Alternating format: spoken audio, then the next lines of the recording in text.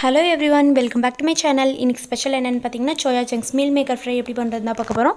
வாங்க வீடியோக்குள்ளே போகலாம். வீடியோ ஸ்கிப் பண்ணாமல் பாருங்கள், அப்போ தான் ஃபுல் வீடியோ உங்களுக்கு தெளிவாக புரியும். ஃபஸ்ட்டு தேவையான அளவு தண்ணி எடுத்துக்கோங்க. ஒரு பாத்திரத்தில் நீங்கள் எவ்வளோ மீல் மேக்கர் எடுக்கிறீங்களோ அந்த அளவுக்கு ஏற்ற மாதிரி நல்லா தண்ணியை கொதிக்க வச்சு இப்போ அதில் போட்டுக்கோங்க. நல்லா கொதிச்சு வந்ததுக்கப்புறம் அந்த மீல் மேக்கர் மட்டும் நல்லா புழிஞ்சு அதை எடுத்து வச்சுக்கோங்க. இப்போ ஒரு பேன் எடுத்துக்கோங்க. அதில் தேவையான அளவு எண்ணெய் சேர்த்துக்கோங்க.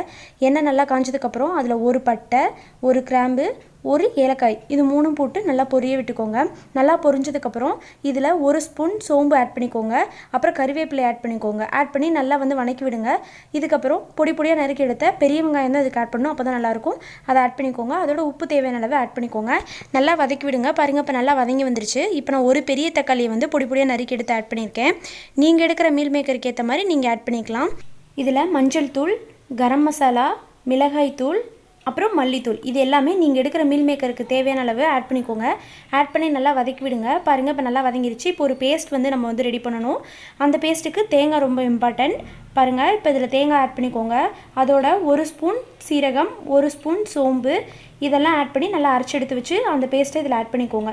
இப்போ இந்த மிக்ஸி ஜாரில் கொஞ்சமாக தண்ணி சேர்த்து அதையும் இதில் ஆட் பண்ணிக்கோங்க. பாருங்கள், நல்லா கிரேவி எப்படி இருக்குன்னு சொல்லிட்டு பாருங்கள்.